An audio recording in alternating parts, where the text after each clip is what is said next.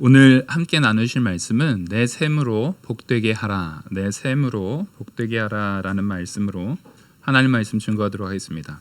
우리가 지금 잠언을 보고 있는데 잠언 5장의 말씀이 우리가 음녀의 입술을 조심하고 항상 하나님 말씀 앞에 바로 서서 우리의 육체 간음죄에 대한 부분을 굉장히 조심해야 됨을 얘기하고 있습니다. 그리고 오늘 이어서 내 셈으로 복되게 하라라는 말씀은 우리가 앞서 얘기했던 그런 간음죄에 대한 부분을 그것을 통해서 우리는 간음죄에 빠졌을 때 그 간음죄라는 것은 1차적으로는 육신적 간음을 얘기하고 또한 이 간음죄라는 것은 하나님 외에 더 사랑하는 모든 것들, 그 우상에 대한 모든 것들을 이제 간음이라고 성경은 규정하고 있습니다. 근데 이 간음죄에 대한 부분이 온전히 막아질 수 있는 것이 하나님의 은혜인데 하나님께서 이 간음죄에 빠지지 않도록 잘 막아주시는데 우리한테 가장 좋은 복으로 가장 좋은 것으로 주시는 방법이 뭐냐면 올바른 결혼 생활이라는 거예요. 합당하고 하나님 뜻 안에서 하나님께서 주시는 그 은혜 안에서의 올바른 결혼 생활이 바로 이 간음죄를 막는 가장 우리에게 큰 하나님이 주신 선물 가운데 하나라는 겁니다. 그래서 15절부터 23절은 특별히 아내에 대해서 귀히 여기고, 여기서 말하는 아내라는 것은 젊어서 얻은 아내다라고 말을 해요. 근데 성경에서 말하는 젊어서 얻은 아내라고 말하는 것은 그 한 명을 이야기하는 겁니다. 이 부분을 젊은 시절에 여러 여자랑 결혼해가지고 일부 다처제를 무슨 합당하게 이것을 다 인정했다라고 생각하는 것은 완전히 오산이고요. 하나님께서 젊어서 얻은 아내다라고 성경에서 표현하는 것은 딱 이걸 떠올려야 돼요. 아담에게 갈비뼈 하나를 취해서 하와를 주신 것, 바로 이게 하나님께서 사람에게 허락하신 유일한 남자에게 한 여자를 택하여서 주셨다라는 거예요. 그래서 우리의 결혼이라는 것은 내가 누군가를 선택하고 누군가를 내가 이 사랑으로 잘 이렇게 구슬려 가지고 결혼했다 이런 개념이 절대 아니에요. 이 사랑이라는 것도 하나님에서 의해 이루어진 것이고, 또 결혼이라는 것은 그 하나님의 사랑 안에서 참된 하나님의 뜻. 그러니까 이것은 우리는 내가 한 것 같지만 하나님께서 그 아내를, 그 한 여자와 그 한 남자를 만나게 하시는 놀라운 섭리를 주셨다라는 것을 우리가 믿고 나가야 돼요. 특별히 오늘 본문에서는 이 남자에게 이야기를 하고 있습니다. 실제 이것은 이 과거에도 그렇고 요즘에도 그렇고 많이 다르지 않습니다. 이 남자에 의해서 간음죄에 대한 대부분의 죄악들이 나타나기 때문에, 그리고 더욱이 이 시대적인 배경에서는 여성 같은 경우가 간음죄에 빠져서 남자를 버리고 가는 일은 거의 불가능에 가까운 시대였기 때문에 이렇게 표현하고 있습니다. 하지만 이것은 더 큰 의미에서는 남자도 여자에게, 또 여자도 남자에게 동일한 신실함, 동일한 거룩함을 가져야 됨을 이야기한다는 것을 우리가 반드시 기억하고 있어야 합니다.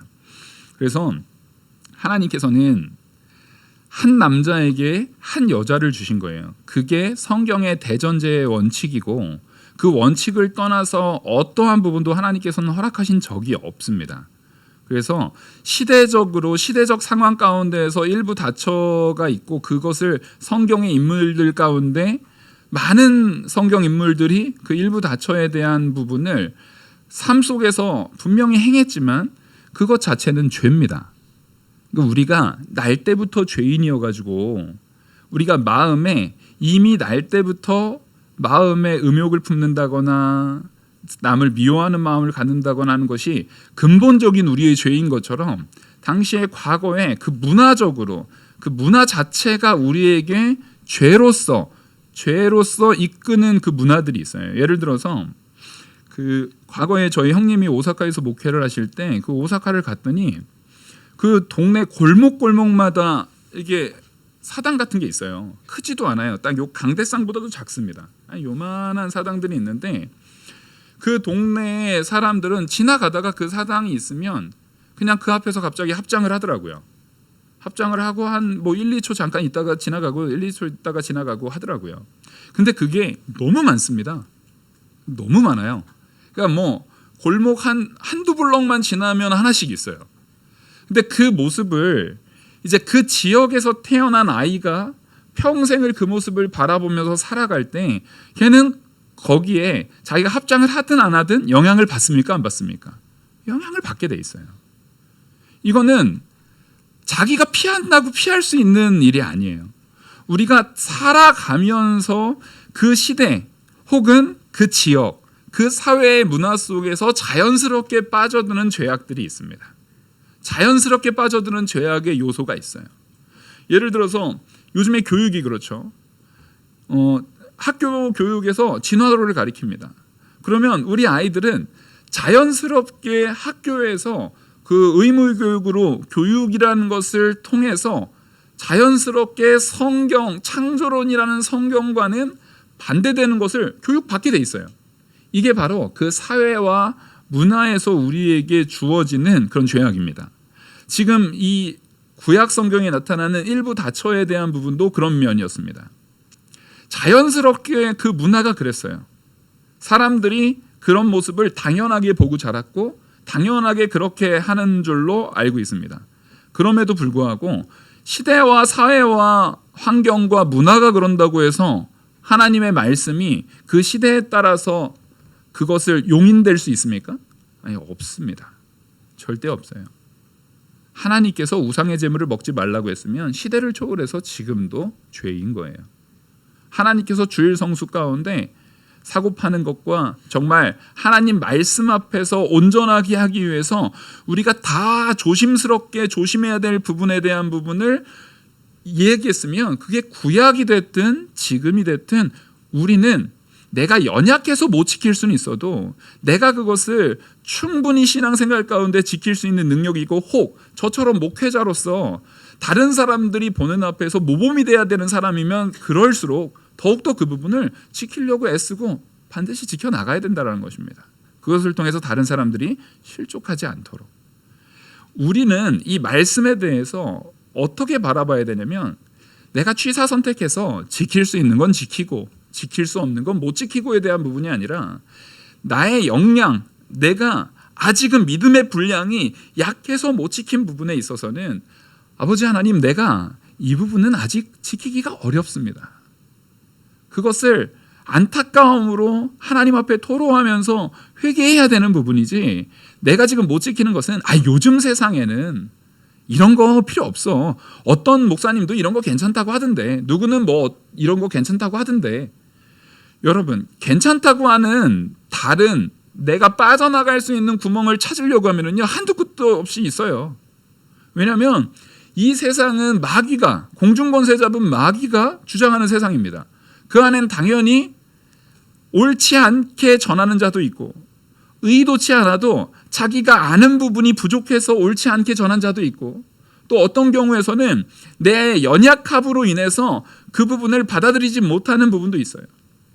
그렇다고 해서 진리가 변하는 건 아닙니다. 아무리 우리가 내 삶 속에서 요것도 괜찮아, 조금은 괜찮아 라고 말하지만 그 조금은 괜찮아라고 타협하기 시작하면 그것이 나중에는 걷잡을 수 없이 커지게 되는 거예요. 우리가 이 공기 중에 산소를 호흡하는데 산소를 호흡할 때 100% 산소만 호흡하는 게 아닙니다. 대부분은 질소고요. 산소도 있고 그 안에는요, 일부 이산화탄소도 있고 뭐 여러 가지 대기에 여러 가지가 있어요. 그것을 우리가 호흡하는데 그 중에 하나님께서 우리가 호흡을 통해서 살 수 있게 하려고 딱 일정 양의 산소가 이 공기 중에 어느 정도의 일정 양의 산소가 있어야 되는 겁니다. 너무 많아도 안 되고 너무 적어도 안 되는 거예요.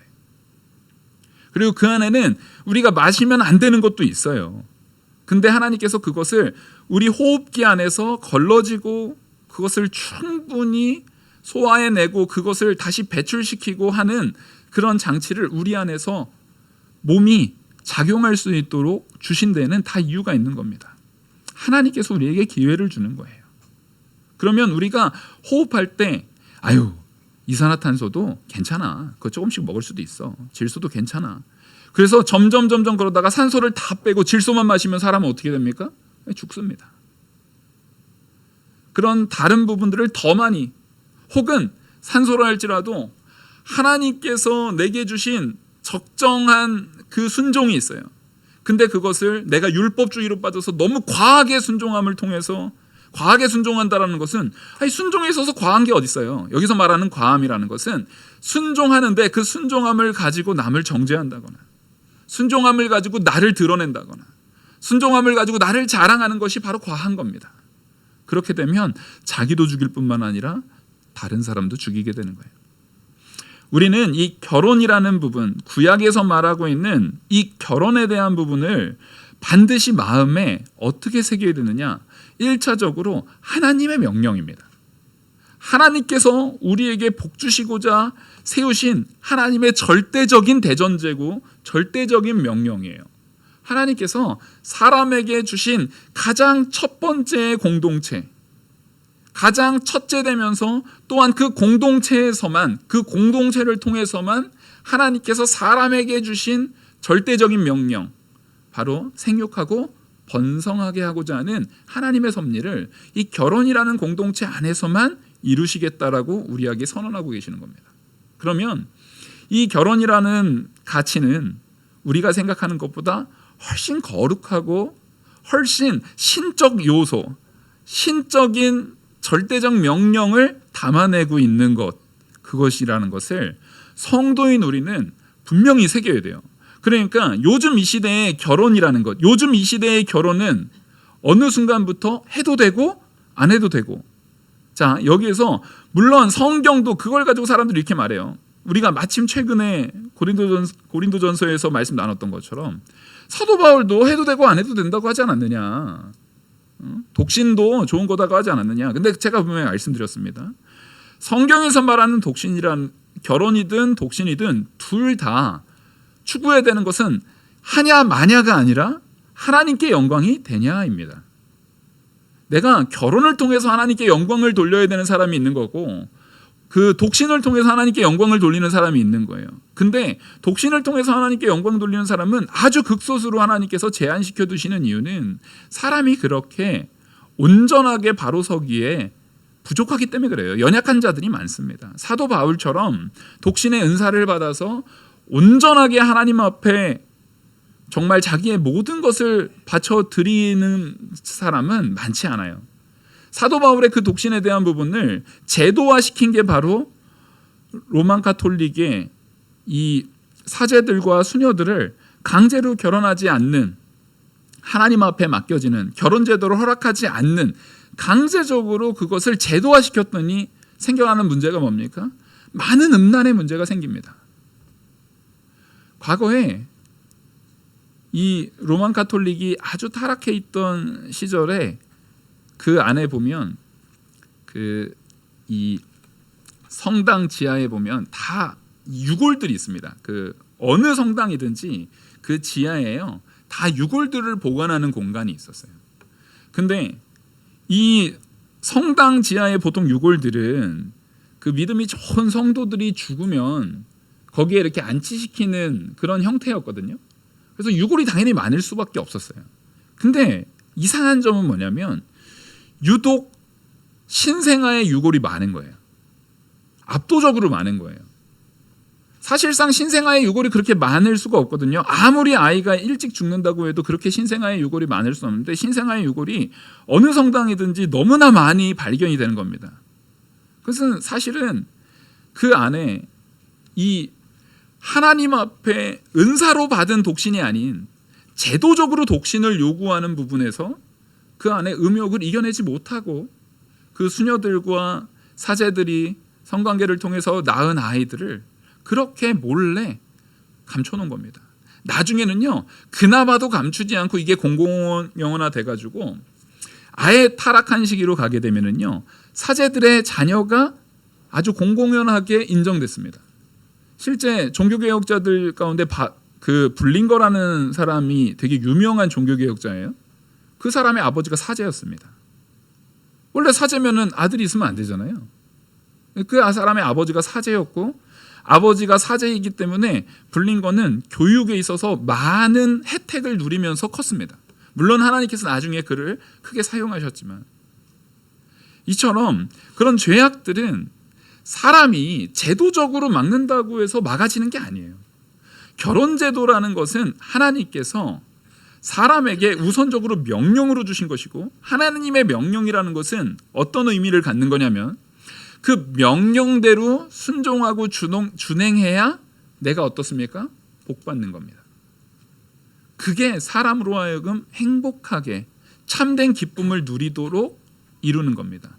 그리고 그 안에서 자녀를 낳는, 세상의 어떤 것보다 자녀를 통해서 얻는 기쁨이라는 것은 이루 말할 수가 없어요. 그것을 하나님에게, 하나님의 복, 하나님께서 주시는 복 안에서 누릴 수 있는 가치로서 주는 것이 바로 결혼이라는 거예요. 우리는 그 하나님께서 주시는 이런 은혜를 내 안에 깊이 새기지 않고 그것을 가볍게 생각한다거나 제도화시킨다거나 그것을 가지고 해도 되고 안 해도 되고 하는 식에 대한 부분으로 가져갈 때 언제나 문제가 생겼습니다. 절대로 우리 결혼제도에 대한 부분을 하찮게 생각하면 안 돼요. 근데 요즘에는 다른 의미에서 결혼제도에 대한 부분을 굉장히 하찮게 생각합니다. 그냥 동거하다가, 마음 맞으면 동거하다가, 결혼은 해도 되고 안 해도 되고, 결혼제도에 대한 부분을, 요즘에는 결혼식도요, 보니까 참 안타까운 게 말씀 선포 없이, 주례 없이 결혼의 그 모습을 보이는 사례들을 너무나 많이 봅니다. 제가 이제 목회자로서 결혼식을 가니까 당연히 믿는 집에 결혼식을 가거든요. 근데 주례가 없어요.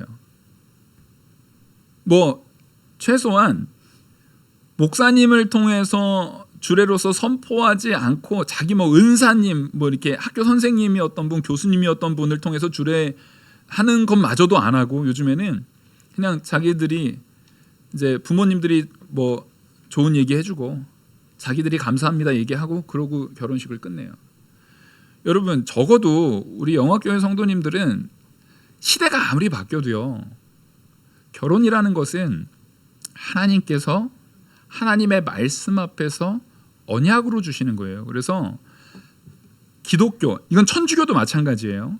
기독교라고 말하는, 기독교는 천주교, 그 다음에 그 러시아 정교회, 그리고 우리 개신교회는 저기 이제 유럽에 있는 모든 그 개신교를 포함합니다.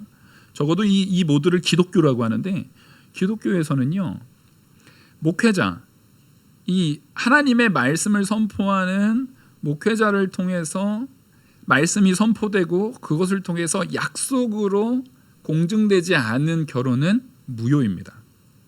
그것을 인정한 적이 없어요. 과거에도 그렇게 했다면 지금도 마찬가지예요. 우리가 시대의 흐름에 따라서 너무나 하나님께서 주신 말씀에 대한 부분을 쉽게 파괴시켜버립니다. 아유, 요즘에 누가 거칠해? 여러분, 말씀을 거칠이라고 말하기 시작하면은요, 우리 지킬 거 하나도 없어요. 그러면 신앙생활 할 의미가 없습니다. 하나님의 말씀은 거칠해가 아니라, 한번 따라하겠습니다. 진리. 아멘. 하나님의 말씀은요, 진리예요. 진리에 대한 부분은 변함이 없는 겁니다. 변함없이 우리에게 주어지는 거예요. 그래서 이 결혼이라는 진리를 통해서 하나님께서 우리에게 약속으로서 남자에게는 아내를 줌을 통해서 복을 누리게 하고, 또 아내에게는 남편을 줌을 통해서 복을 누리게 함을 통해서 그 안에서 하나님이 주시는 참된 기쁨, 또한 하나님께서 주시는 참된 기쁨 가운데 거룩한 자녀를 얻게 하는 그 기쁨을 우리에게 허락하셨다라는 거예요. 하나님께서 그 모든 허락을 우리에게 주시는데, 그것을 방해하고 파괴하는 것이 뭐라고? 간음이라는 거예요. 음욕을 품고 음행을 통해서 간음하는 그 간음죄가, 음녀를 안고 간음하는 그 간음죄가 이 결혼제도에서 하나님께서 주신 그 거룩한 복을 파괴시키는 파괴의 아주 큰 역할을 한다는 겁니다. 반대로 그 간음, 우리가 지난주에 그렇게 말씀으로 나눴던 그 간음에 대한 부분을 그러면 우리가 빠지지 않고 그걸 잘 막아내기 위해서 하나님께서 우리에게 주신 가장 좋은 장치는 뭔 거예요? 바로 결혼 안에서, 결혼제도 안에서의 합당한 성관계, 결혼제도 안에서의 합당한 부부생활, 결혼제도 안에서의 남편과 아내가 서로를 존중해야 하는 합당한 결혼생활이야말로 이 세상의 음욕과 그 간음에 대한 부분을 가장 잘 막아낼 수 있는 좋은 장치고, 사실상은 거의 유일하게 하나님께서 우리에게 베풀어 주신 가장 좋은 것이라는 거예요. 그래서 15절에 보시면 너는 내 우물에서 물을 마시며 내 샘에서 흐르는 물을 마시라. 여기서 우물과 샘으로서 물을 마시는 것을 얘기합니다. 여기서 우물과 샘이라는 것은 성경, 구약 성경에 있어서 제일 큰 재물, 그러니까 그 갈렙의 딸이 이제 자기가 그 온니엘과 결혼한 갈렙의 딸이 이제 갈렙이 너 뭐 원하냐 그랬더니 윗샘 아랫샘을 달라고 합니다. 제일 원하는 거 얘기하라고 했더니 윗샘 아랫샘 두 개를 다 달라 그래요. 당시에 이 샘이라는 것은 사람이 가져야 하는 가장 중요한 가치입니다. 이게 최고인 거예요. 이거보다 더 큰 선물, 더 큰 유산은 없어요. 이게 제일 좋은 가치예요. 근데 그 제일 좋은 것을 어디에다 비유하고 있냐면 아내에다가 비유를 하고 있어요. 지금 이 구약 성경이라는 것은 기본적으로 남자 중심으로 기록이 되어 있습니다. 그렇다 보니까 지금 여기에서 표현하고 있는 우물, 샘, 이것은 다 아내를 이야기해요. 남자가 젊어서 얻는 첫 번째, 하나님께서 나에게 이어주신, 나에게 허락하신 그 첫 번째 아내가 바로 성경적인 가치에서는 그 어떤 것과도 비교할 수 없는 가장 중요한 가치라는 거예요. 바로 그 우물과 샘을 이야기하고 있는 겁니다. 그래서 2절에 보시면, 16절을 보시면 어찌하여 내 샘을 집 밖으로 넘치게 하며 내 도랑물을 거리로 흘러가게 하겠느냐.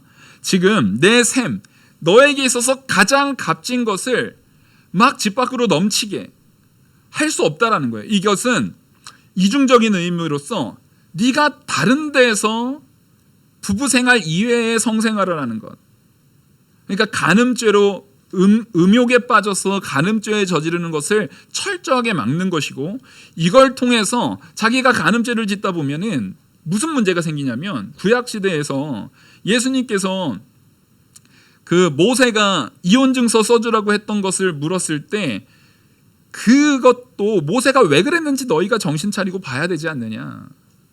이혼하지 않는 것이 맞는데 너희들이 하도 악해서 다른 여자에다가 정신이 팔리면 하나님께서 너한테 허락했던 그 여인을 구약시대의 이스라엘의 남자들이 어떻게 했습니까? 그냥 버렸습니다. 이혼 증서고 뭐고, 그냥 우리 한국으로 따지면 한국에도 그런 거 있었잖아요. 그 칠거지약이라고 해가지고 투기한다라고 해서 조선시대에 보면은 이유 없어요. 자기가 다른 첩했는데 그 첩이 이 첩을 사랑하는 거예요. 이 첩이 저 여자 나 괴롭힌다고, 그러면 마음에 그 간교에 넘어가게 되면 어떻게 돼요? 그 첫 번째 아내, 사실상 그걸 조선에서도 조강지처라고 하죠. 그 조강지처를 투기했다는 명목하에 내쫓아버립니다. 그러면 생활이 안 돼요. 거의 죽어요. 이스라엘도 마찬가지였어요. 그렇게 내쫓아버리고 죽음으로 내모니까, 그래서 그 여인들을 살리기 위한 목적으로서 이혼 증서 써주라고 했던 거예요. 이혼을 해도 된다라고 정당화시킨 것이 아니라 그것을 하도 악하게 사용하니까, 사람의 악함 가운데 그 사람 하나하나를, 그 고통을 당하고 거기에서 괴로움을 당하는 그 여인들을 보호하기 위한 장치로서 하나님께서 이미 그때부터 그런 장치를 주신 것뿐이에요. 그러니까 지금 이들이 여기에서 자기가 다른 여자 얻어가지고 이 여자를 소방맞게 하고 내쫓아버리고 아예 쫓아버려요. 경우에 따라서는요 아주 후드려 패가지고 버려버립니다. 죽잖아요. 바로 이렇게 내쫓긴 여인은 당연히 생활이 되지 않다 보니까 보통 당시에 남편한테 버림받은 여인들은요, 주로 했던 일이 몸 파는 일이었습니다. 아니면 다른 남자에 의해서 뭐 다시 첩으로 들어간다거나 이런 일들을 하게 됐어요. 그러니까 분명히 원래 처음 얻은 그 여인은 하나님께서 이 사람에게 준 가장 중요한 셈이고 우물인데, 그것이 이 사람의, 이 남자의 죄로 인해서 버려짐을 통해서 밖으로 흘러버리게 되는 거예요. 밖에서 흘려져서 더럽혀지게 되는 겁니다. 여러분, 샘물이 있습니다. 샘물은 계속 샘솟는 거예요. 그 샘물 주변은 계속 샘솟음을 통해서 주변이 점점 깨끗해져서 그 샘물은 떠먹어도 아무 문제가 없어요. 근데 샘이 바깥으로 흘러서 길바닥을 흐르는 물은 여러분 먹을 수 있습니까? 없습니까? 먹을 수 없어요. 우물은 뭡니까? 깨끗하게 준비되어진 우물이에요. 이것을 우물은요, 자기 그 물을 먹는 거예요. 그 우물이 여러 사람에게 같이 통용되는 순간에 우물은 어떻게 됩니까? 오염되게 돼 있습니다. 우물은 오염되게 돼 있어요. 이런 것을 가지고 성경은 남편이 아내를 바라볼 때에 결코 오염시키지 않고, 나도 오염되지 않고 내 아내도 오염시키지 않은 그런 선에서, 나도 오염되지 않고 오염시키지 않고는 둘 다 서로를 향해서 모든 가치 속에 가장 온전한 삶을 살아야 합니다. 남자도요, 아내에게 있어서 모든 결혼관계 속에서 내가 채워줘야 될 부분을 충실히 채워줘야 됩니다. 요즘에 그 말하는 내용들을 보면은요, 아내들은 남편에 대해서, 또 남편들은 아내에 대해서 서로 불만이 있는 게, 우리 아내는 돈밖에 모른다. 뭐 하도 막 돈 해가지고 내가 골치 아프다. 그리고 아내들은 남편이 무슨 너무나 살갑게 시간을 나와 함께 보내주지 않고 막 이런다. 그런데 이거 사실 둘 다 잘못하고 있는 거예요.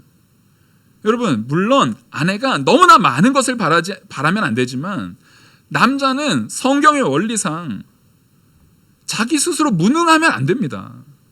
무능이라는 것이, 내가 열심히 했는데도 불구하고 여건상 돈을 요 정도밖에 못 번다라는 것은 그건 어쩔 수 없는 거예요. 그걸 무능이라고 하지 않아요.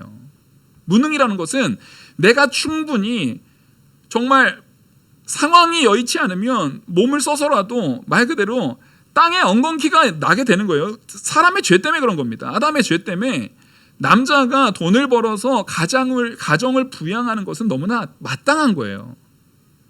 마땅한 거예요. 요즘에는요, 제가 안타까운 게, 물론 저도 압니다. 요즘 이 시대에 서로 맞벌이하지 않으면은 살기 어렵다라는 거 알아요. 그런 시대가 됐어요. 하지만 그럼에도 불구하고 제가 맞벌이하지 말란 얘기가 아닙니다. 적어도 우리가 성도로서 남자면은요, 성도로서 내가 남자면 성경에서 제시하고 있는 그 마음가짐을 가져야 돼요. 바로 뭐냐면, 내가 더 노력해서 이 가정을, 내 아내와 자녀들을 책임질 수 있는 그 능력을 내가 갖겠다라는 책임감이 남자한테 최소한으로 바닥에 깔려 있어야 되는 겁니다. 혹은 그 부분이 돈이 적게 벌었다고 한다면 다른 방식으로라도 아내를 잘 섬기고 가정에서 더 마음을 편하게 해서라도 내가 조금 벌어와도 아내가 그 안에서 만족할 수 있는 마음을 줄 수 있는, 마음의 평안함을 줄 수 있는 것도 남편에게는요, 요구되는 중요한 덕목이에요. 남편이 돈을 많이 벌어줘야만 아내가 좋아하는 거 아닙니다, 사실은. 그렇게 따지면 저는 벌써 진작에 위험했어요. 목회라는 순간부터 아주 위험해요. 근데 저희 아내가 주중에 나가서 돈을 벌지 않아도 저희가 하나님의 은혜로 덜 쓰고 덜 먹고 아끼면서 살 수 있습니다. 근데 그것이 뭐에 유익이 되냐는 거예요. 제가 여기 담임 목회를 하는데 저희 아내가 나가가지고 어디서 아르바이트 하고 있다가 뭐 저기 스타벅스에서 커피 하다가 사모님 투샷이요? 그 은혜 되겠습니까? 은혜 되겠나요? 그럼 목회자가 저희 성도들한테 저 힘들어서 그래요. 그게 어떻게 은혜가 됩니까? 그렇게 힘들지도 않을 뿐더러 정 힘들어도, 그 과거에 제가 시골에서는 진짜 힘든 경우도 있었거든요. 그러면 방법이 있어요. 안 쓰면 돼요. 제가 저한테 쓰는 거 안 쓰면 돼요. 그 정도의 마음가짐이 남자에게는 있어야 된다는 거예요. 그래서 적어도 성도면은요, 맞벌이 하지 말라는 얘기는 아니에요. 근데 아내에게 하나님께서 남자에게 맡긴 역할이라는 게 있잖아요. 그럼 아내에게 선택할 수 있는 자유는 줄 수 있는 책임감을 남자가 가져야 된다는 겁니다. 이게 지금 강제되는 것이 아니라, 물론 상황에 따라서 맞벌이 하는 거 충분히 가능합니다. 제가 그거를 지금 잘못됐다라고 말하는 거 절대 아니에요.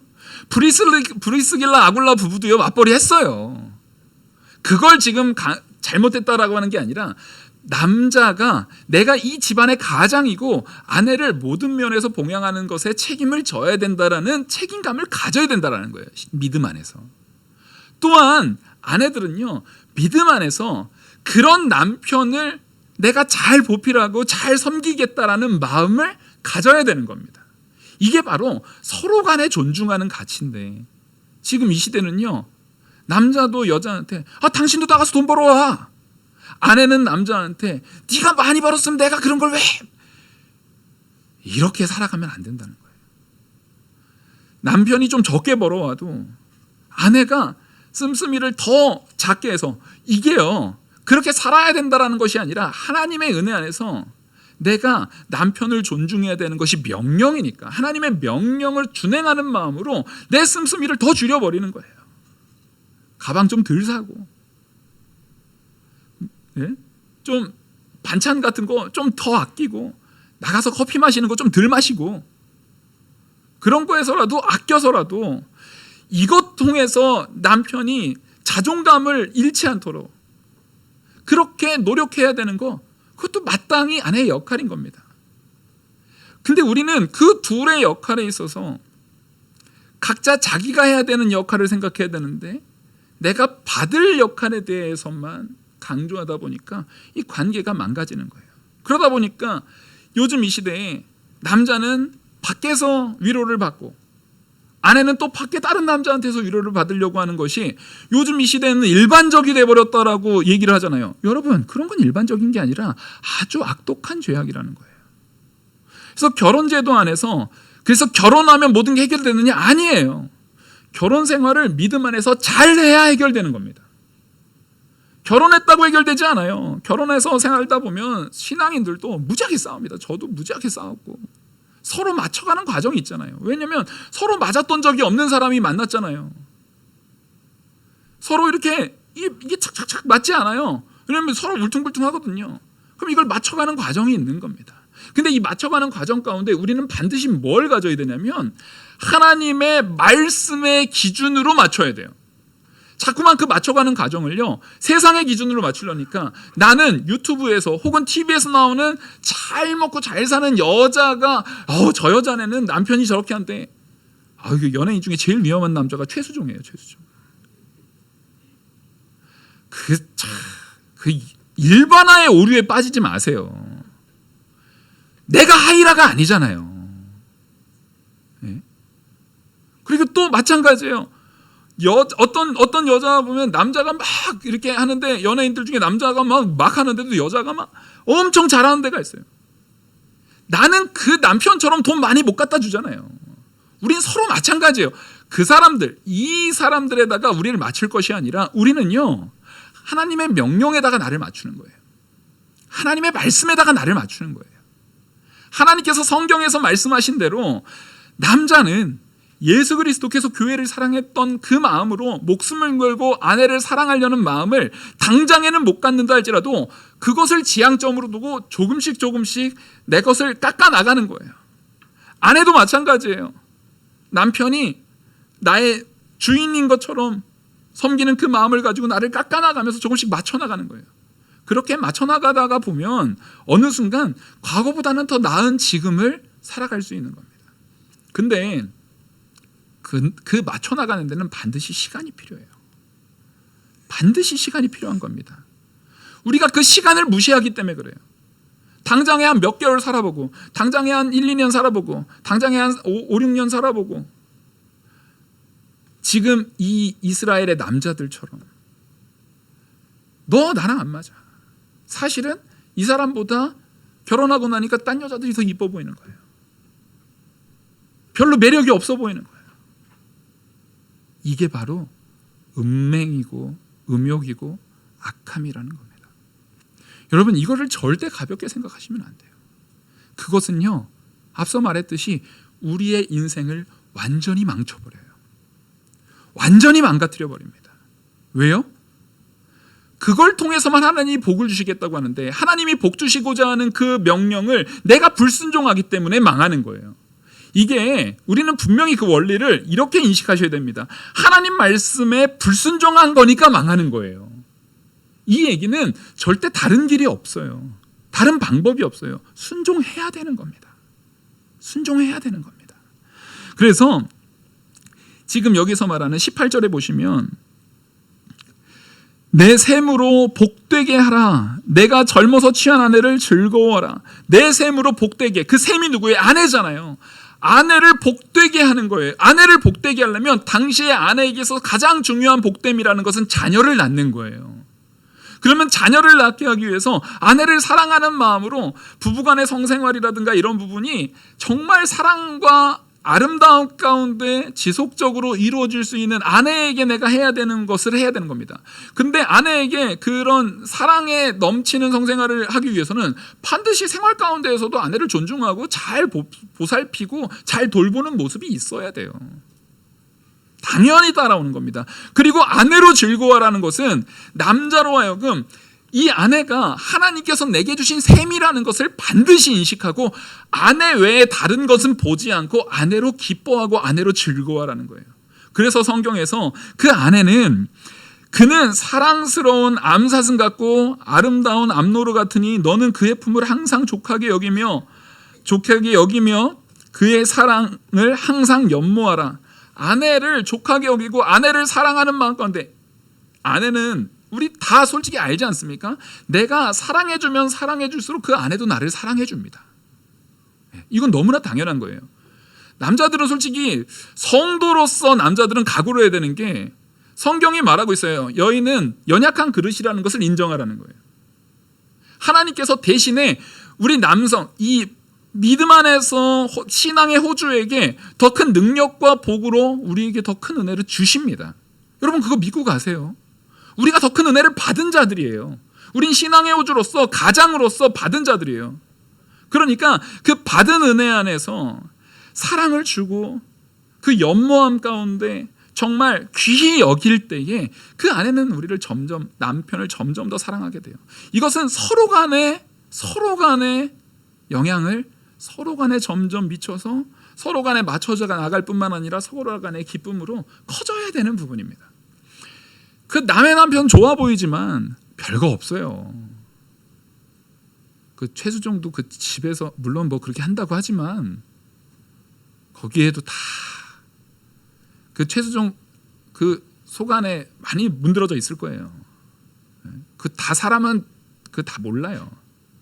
그러면 그 참는 거를 서로 간에 참아줘야 되는 거예요. 서로 간에 참아줘야 되는 거예요.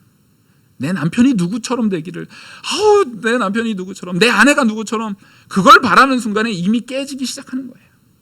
우리는 서로 맞춰나가는 그 믿음 안에서 하나님께서 둘 다에게 주신 그 내용을 가지고 살아가야 되는 겁니다. 그래서 아내를 암노루 암사슴 이렇게 말하는 것은 뭐냐면 가장 아름다운 존재. 여기서 암노루 암사슴은요, 정확하게 이 구약 성경에서 표현하고 있는 문맥상 암노루와 암사슴은 성적인 매력입니다. 이거는 철저하게 성적인 매력을 얘기하는 거예요. 아니 근데 살아가다 보면 아내가 처음 만났을 때 그 막 두근두근 막 이거 막 떨림 막 그런 거 있잖아요. 우리 여자분들이 제일 위험한 게 이런 거예요. 드라마 보면서 그 떨림 막 설렘, 그게 그리워, 그러면 바람 나는 거예요.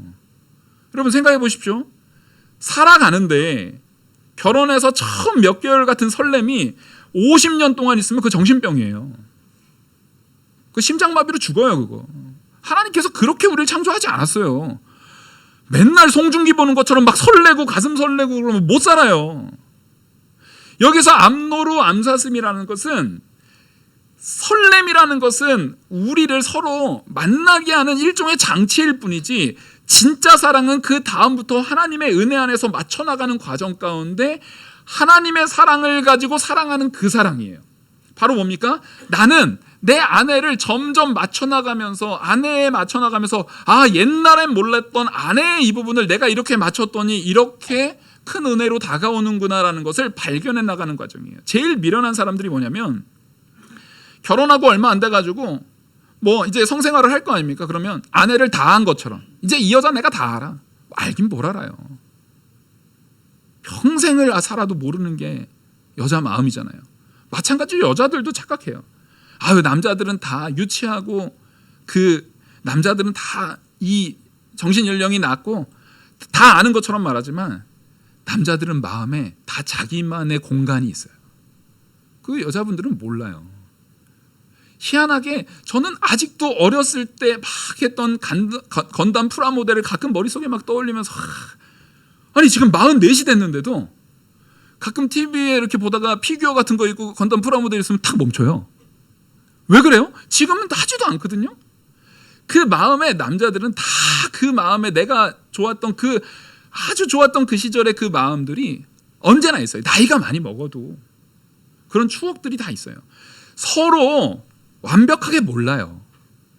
그러니까 서로 끊임없이 완벽하게 모르는 자들을 서로 알아가는 과정인데, 그 얼마 살아보지도 않고 다 아는 것 마냥 그렇게 살아가서는 안 됩니다.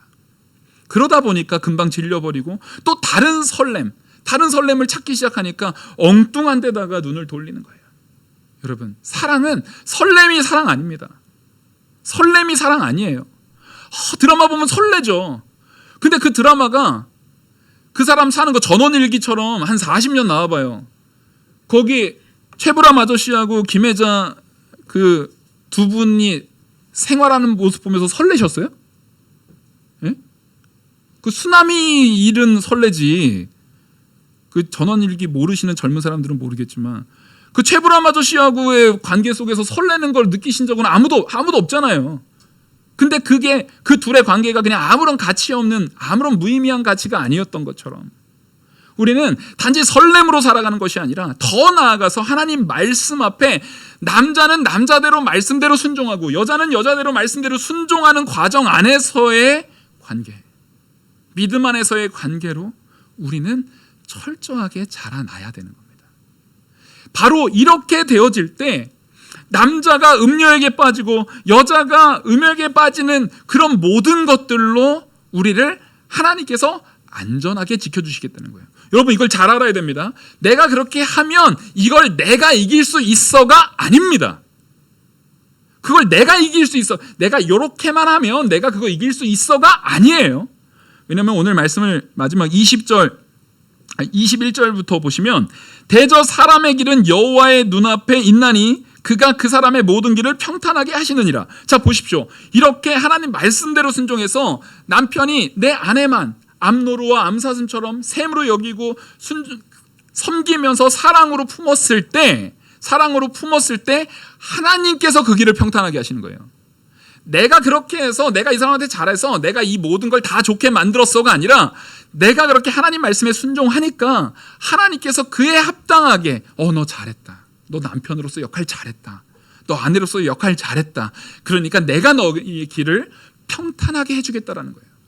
여러분, 우리는요, 내가 이렇게 잘했으니까 저 사람이 나한테 잘했지, 저 사람은 나한테 고마워해야 돼, 내가 이렇게 잘 섬겼으니까 우리 가정이 이렇게 평화로워진 거야, 교만한 생각이에요. 우리는 하나님 말씀 앞에 순종함으로 아내를 섬기고 하나님 앞에 순종함으로 남편을 섬김 가운데, 그렇게 순종한 것을 내가 무언가 한 것이 아니라, 하나님 아버지, 내가 하나님 앞에서 순종했습니다. 내가 하나님 앞에서 하나님의 명령이기 때문에 순종했습니다. 그리고 그것을 통해서 받아 누리는 이 복도 하나님께서 평탄케 하시는 은혜였습니다를 인정하는 성도가 되어야 됩니다. 그게 오늘 이 잠언 5장에서 말하고 있는 중요한 의미예요. 그래서 우리는 그것을 가지고 마음에 굳건히 새길 때, 22절, 악인은 자기의 악에 걸리며 그 죄의 줄에 매이나니 그는 훈계를 받지 아니함으로 말미암아 죽겠고 심히 미련함으로 말미암아 혼미하게 되느니라. 여기서 혼미라는 말이 앞서 연모하다. 너 그 아내를 사랑해서 항상 그 아내를 연모해라 그랬잖아요. 이 연모라는 단어와 여기에서 혼미라는 단어가 같은 단어예요. 성경 이 자원을 보면은요, 이런, 제가 지난번에도 한번 나왔잖아요. 이런 언어 유희가 많습니다. 일부러 같은 단어인데 의미가 완전히 반대되는 의미를 가지고, 이것을 가지고 사람들한테 너 어떤 걸 선택할래? 지혜와 간교를 가지고 선택을 이야기하고, 연모와 지금 이 혼미를 가지고 선택. 네가 지금 종이 한 장 차이인 것 같지만 하나님 말씀대로 하는 것과 네 기쁨대로 하는 것의 그 결과는 생명과 사망 가운데의 차이야. 하나님 말씀 앞에 순종하는 삶으로 살아라. 악한 자의 길로 서면 반드시 너는 혼미하게 될 거야. 그게 샤가라는 말이거든요. 근데 네가 하나님 앞에서 정말 사랑하는 그 아내, 하나님께서 주신 그 아내를 연모함으로 섬기고 날아가면 하나님께서 그 샤가, 그 단어로 너를 그 연모함 가운데에서 참된 기쁨으로 이끌 거야. 우리는 하나님 말씀 앞에서 나의 중심을 바로 세워서 말씀으로 순종하는 결혼생활, 말씀으로 순종하는 신앙생활, 하나님 앞에서 우상 섬기지 않는 참된 하나님과의 이 결혼생활, 그것을 잘 유지해 나가는 저와 우리 모든 성도님 되기를 간절히 소망합니다. 기도하시겠습니다. 은혜와 사랑이 많으신 하나님 아버지, 오늘 이 말씀이 우리에게 새겨져서 우리가 말씀 앞에 온전히 서는 귀한 성도 되게 이끌어 주시고, 남편과 아내가 서로를 말씀 앞에서 순종하여서 그 순종의 모습 가운데 하나님께 복을 받아 누리는 귀한 성도들로, 귀한 가정으로, 귀한 남편과 아내로 세워질 수 있도록 이끌어 주시옵소서. 이 모든 말씀 살아계시는 우리 주 예수 그리스도의 이름으로 기도 올리옵나이다. 아멘. 찬송가